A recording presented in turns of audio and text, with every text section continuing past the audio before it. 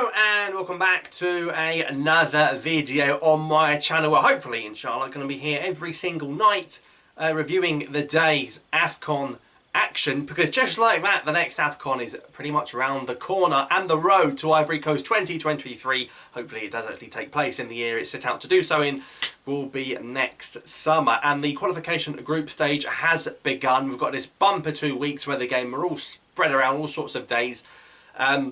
First note I should add is that Mauritius, who were reinstated into the qualification system, have been kicked out again, and Sao Tome and Principe have been reinstated into Nigeria's group. So, bit of a shambolic, diabolical mess. CAF kicking a nation out that won their game because of a failed COVID test, and then reinstating that nation a day before the qualifiers start seems to sum up CAF quite nicely. But nonetheless, I don't think Sao Tome or Mauritius, with respect, would qualify for this tournament. Anyway, we had 3 games today, 2 early games and a late kickoff. First of all, we had Libya beat Botswana by 1-0. Probably not the most glamorous result at home to Botswana for the Libyans, but at this point it's just the 3 points that ultimately matters, and Libya did actually play quite well under their new manager, and they haven't had that much time to prepare for these qualifiers. And I think Libya, this is the game they had to win. Of course, for Libya, it will be Equatorial Guinea. That'll be the real test for them. But they played some good football. I know they only won 1-0. I think they missed a penalty and then scored shortly afterwards. But they should have won that game by more.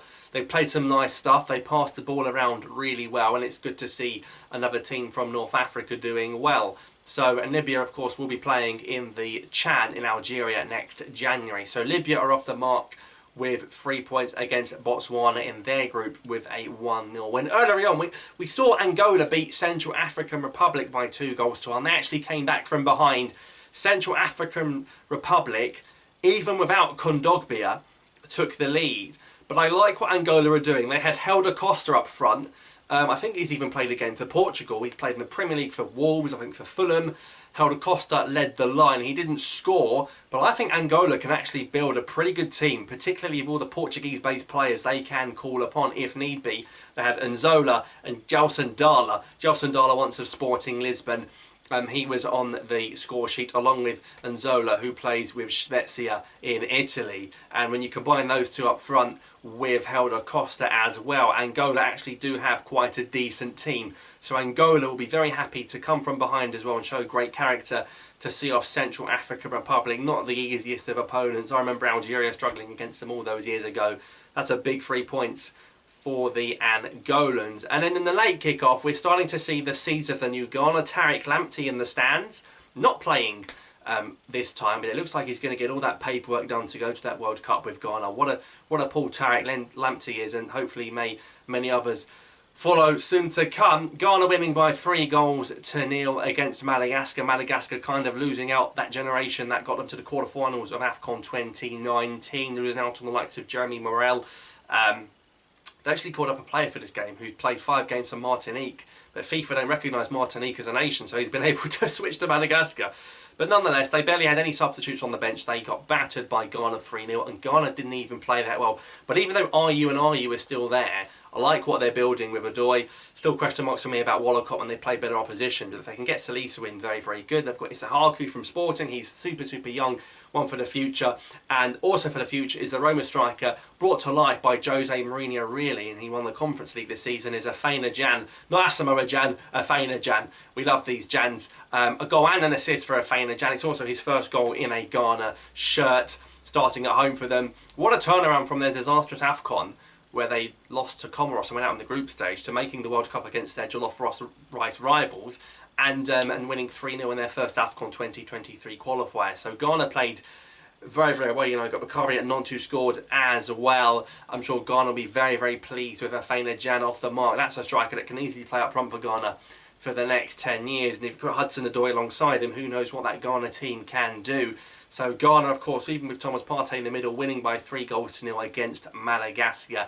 Unfortunately, Alex Merman and Gloria didn't really turn up for them today. So Ghana with 3 points and Angola with 3 points. That group could probably end up finishing that way, with Ghana and Angola progressing to the 2023 Africa Cup of Nations. And I'm sure Libya will be hoping that they finish above Equatorial Guinea, although it'll be a big ask for them to finish above the Tunisians, because there's another North African team in that group as well. But in terms of tomorrow's action, Mozambique, we're looking to find their way back to AFCON again. They're at home to Rwanda, and I think Mozambique have got to see the Rwandans off. They've got a couple of good players, you know, Reynaldo at Atletico, and Mexer in League and also Tunisia will be hosting Equatorial Guinea. That's the other game in Libya's group, and of course Equatorial Guinea, the last time they played a team from North Africa, that was Algeria, and ending our 35-game unbeaten run.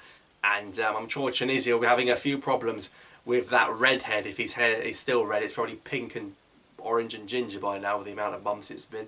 But anyway, I'm sure Tunisia will be looking also to make sure it's a home win in that one, as they look to build their team ahead of the World Cup and give a lot of game time to Hannibal Mejbri, because he's just simply not playing for Manchester United at the moment. But of course, Tunisia qualified for the World Cup without actually putting the ball in the net themselves. They'll have to do that if they want to go to the next AFCON. So we'll review that action tomorrow. We've got the Algeria game preview to come, of course. We know that Mandrea joined the camp late. We've also had other friendly offers. I think Iran have registered an offer to play us in Qatar.